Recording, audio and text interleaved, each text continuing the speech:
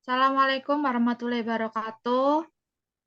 Perkenalkan, nama saya Selina Olivia Afida dengan NIM 189. Saya Nuruni Sabdillah dengan NIM 182. Saya Gina Aulia dengan NIM 201.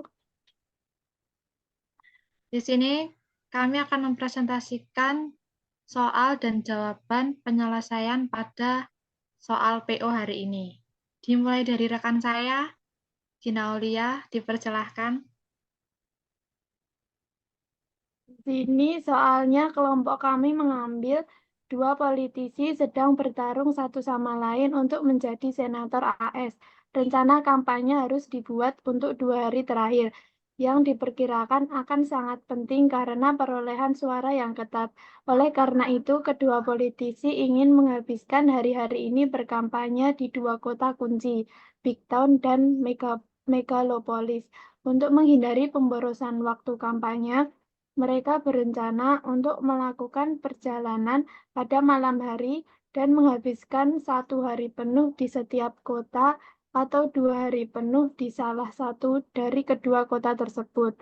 Namun, karena persiapan yang diperlukan harus dilakukan sebelumnya, tidak satupun politisi akan mengetahui jadwal kampanye lawannya sampai setelah dia menyelesaikan jadwalnya tersendiri. Oleh karena itu, setiap politisi telah meminta manajer kampanye di masing-masing kota ini untuk menilai dampak dari berbagai kombinasi kemungkinan hari yang dihabiskan di sana oleh dirinya sendiri dan oleh lawannya. Kemudian dia ingin menggunakan informasi ini untuk memilih strategi terbaiknya tentang bagaimana menggunakan 2 hari ini. Diketahui ada 3 player, terus setiap playernya itu dicari nilai maksimum dan nilai minimumnya. Terus ditanya dampak dari berbagai kombinasi kemungkinan hari yang dihabiskan di Big Town dan Megapolis, serta durasi yang dihabiskan di sana oleh kedua politisi adalah penting untuk dipertimbangkan. Informasi tentang dampak dari strategi-strategi yang mungkin diambil dapat digunakan untuk menentukan pilihan terbaik dalam memanfaatkan 2 hari tersebut secara optimal.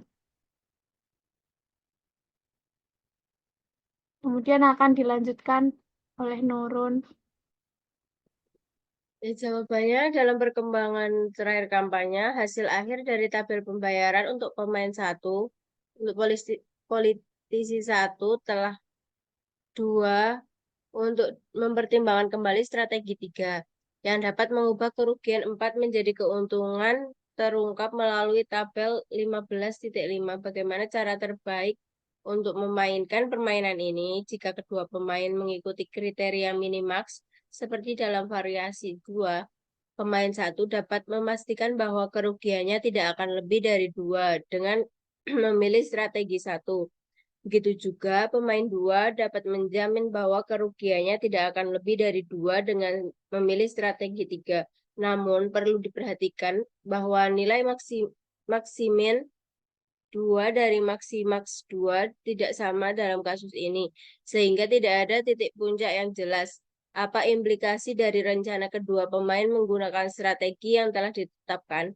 Sebagai contoh, pemain 1 diperkirakan akan mendapatkan 2 dari pemain 2, yang mungkin menimbulkan ketidakpuasan pada pemain 2. Dengan pemikiran rasional, pemain 2 kemungkinan akan mencari strategi alternatif yang dapat memberikan keuntungan seperti memilih strategi 2 yang memungkinkan memenangkan 2 daripada mengalami kerugian 2. Dengan demikian, pemain 1 akan memperhatikan potensi perubahan ini dan mungkin beralih ke strategi 2 untuk meningkatkan potensi keuntungannya. Dari min 2 menjadi 4. Pemahaman ini kemungkinan akan mendorong pemain 3. Siklus perubahan strategi ini akan terus berlanjut, menggambarkan bahwa setiap pilihan strategi tidak hanya bergantung pada strategi lawan, tetapi juga mempertimbangkan potensi keuntungan dan kerugian dari setiap langkah yang diambil. Dengan demikian, meskipun permainan ini hanya dimainkan sekali, pemain memiliki insentif untuk selalu mengevaluasi dan mungkin mengubah strateginya untuk mengoptimalkan hasilnya.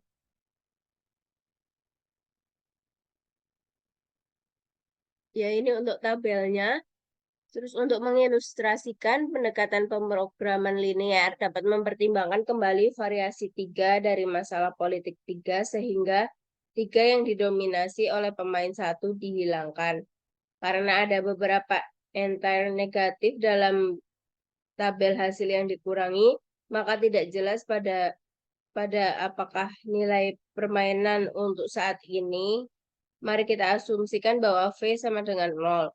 Untuk menuliskan model pemrograman linear untuk pemain 1 pada contoh ini, perhatikan bahwa pilihan pada model umum adalah entry pada baris 1 dan kolom J untuk I sama dengan 1, 2, dan J sama dengan 1, 2, 3.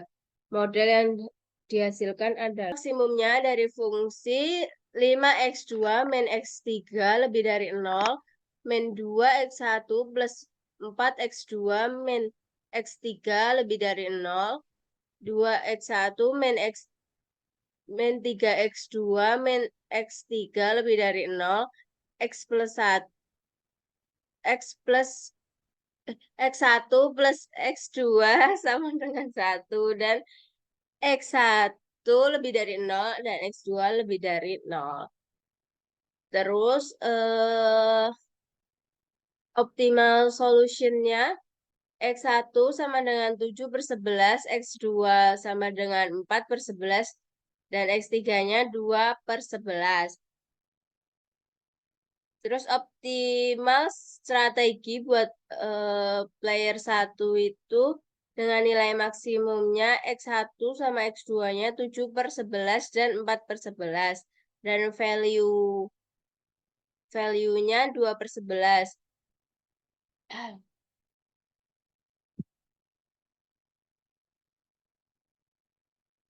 Oh iya. Modelnya dengan optimal solutionnya Y1 sama dengan 0, Y2 sama dengan 5/11, Y3 sama dengan 6/11, Y4 sama dengan 2/11. Dan untuk strategi player keduanya, Y1, Y2, dan Y3 sama dengan 0,5/11 dan 6/11. Pembuktian pada perhitungan di PPT tadi dibuktikan perhitungan pada Excel. Di sini diketahui maksimas adalah X3 pada fungsi 5x² min X3 lebih besar dari 0. Min 2x1 plus 4x2 min X3 lebih besar dari 0. 2x1 min 3x2 min X3 lebih besar dari 0. Dan X plus X2 sama dengan 1. Kita isikan pada objek koefisien. Di sini X1 dan X2 diisikan 0. Ini dikarenakan maksimas di sini yang diketahui adalah X3. Dan X1 dan X2-nya tidak ada. Berarti kita isikan 0. Dan X3-nya terdapat angka 1 karena di sini yang diketahui adalah X3. Dan di depan X3 tidak ada angka. Berarti jika tidak ada angka, berarti harus diisi angka 1. Oke, terus pengisiannya ini disamakan dengan yang sudah diketahui ya. Misalkan di depan angka 5 ini tidak ada X1, berarti diisikan angka 0, dan X2-nya diisikan angka 5, sesuai ini. Lalu X3-nya diisikan angka min 1. Untuk LHS bisa dikosongkan terlebih dahulu, karena kita akan menghitung ini memakai rumus. Kita masukkan untuk koefisien yang kedua, min 2x pada X1 plus 4 pada X2 min 1 pada X3 dan seterusnya hingga yang terakhir. Oke, untuk perhitungan LHS Di sini kita pakai sum produk. Sum produk itu kita bisa temukan ini di fungsi Excel-nya langsung ya, sum produk. Jangan lupa kita blok X1 sampai X3, jangan lupa untuk dikunci, dan kita blok pada solution X1, X2, dan X3, jangan lupa untuk dikunci. Kita lakukan hal yang sama pada LHS koefisien kedua, kita masukkan fungsi yang sama, tetap pakai sum produk, lalu blok pada fungsi X1 hingga X3-nya dikunci, lalu kita blok pada solution-nya, jangan lupa untuk dikunci juga. Lakukan seperti itu hingga paling bawah. Oke, untuk RHS ini bisa didapatkan dari ini ya, lebih besar dari 0, kita juga masukkan lebih besar dari 0, lebih besar dari 0 juga dimasukkan lebih besar dari 0, hingga yang paling bawah itu sama dengan 1. Lalu bagaimana kita memunculkan nilai solution ini? Ini tadi tidak ada nilainya ya. Jadi kita memasukkan sum produk ini, nilai pada solutionnya itu enggak ada. Lalu kita gimana caranya biar kita memasukin solution pada X1, X2, X3 di sini? Kita pada kali ini pakai metode solver pada data. Tapi kalau di Excel kalian belum ada solver pada data, ini ya teman-teman, solver pada data. Misalkan kalian belum ada solver, bisa klik file, pilih more, option. Di sini bisa pilih add-ins.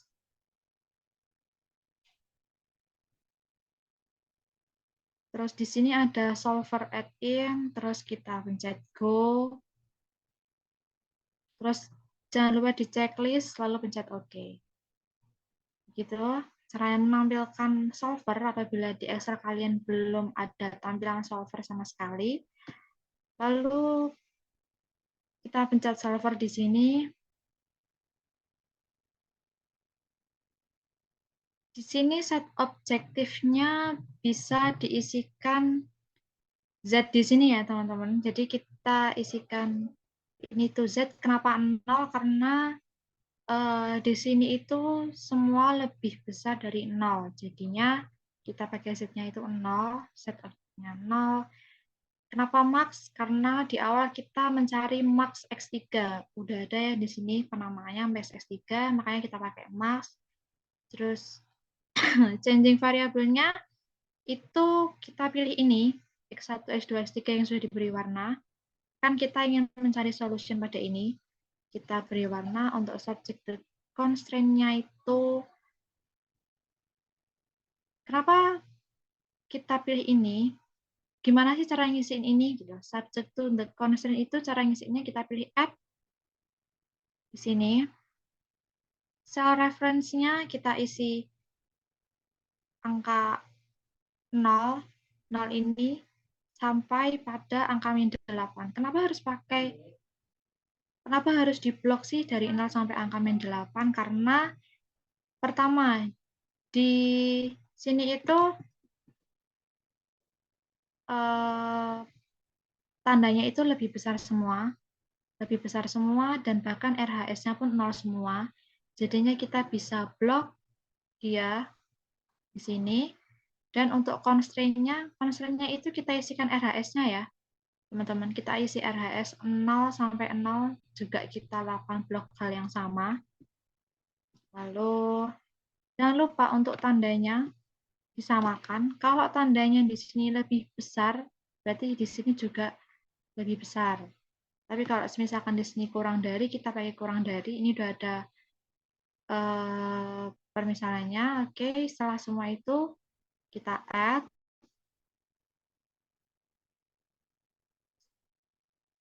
Kalau semuanya sudah, kok ini sendirian? Kenapa harus sendirian? Karena di sini itu tandanya sama dengan, beda dari yang lain. Makanya dia harus dimasukkan sendirian. Terus jangan lupa untuk select a solving-nya itu simplex LP ya, karena kita pakainya simplex LP di sini. Makanya kita pilih simplex LP, lalu kita pilih solve. Nanti otomatis di sini akan keluar angka otomatisnya. Gitu. Oke, kita next dengan min Y4. Hampir sama caranya seperti max yang tadi. Cuman perbedaannya ada di ini ya, min. Kan tadi kan max, kita pakainya max, kalau ini min kita pakai min. Caranya masih sama, dan kita juga pakai solvingnya juga masih simplex LP. Karena kita juga pakai program linear, metode simplex LP, makanya kita pilih simplex LP. Lakukan hal yang sama seperti yang tadi, kita bisa lihat LHS-nya dari min dan max itu berbeda. Itu kenapa kegunaannya kita pakai solve to mix and min and max. Tuh. Udah, kalau kita udah selesai menghitung semuanya, bisa dicocokkan sama jawaban yang ada di PPT tadi ya. Kalau misalkan jawabannya salah, kemungkinan bukan salah ya. Maksudnya kalau misalkan jawabannya Excel dan PPT itu berbeda, berarti perhitungan di PPT kita kemungkinan ada yang salah. Karena nggak mungkin ya kalau di Excel itu salah. Gitu. Apalagi kita udah pakai solver, maksudnya udah nggak pakai manual lagi gitu. Oke, sekian dari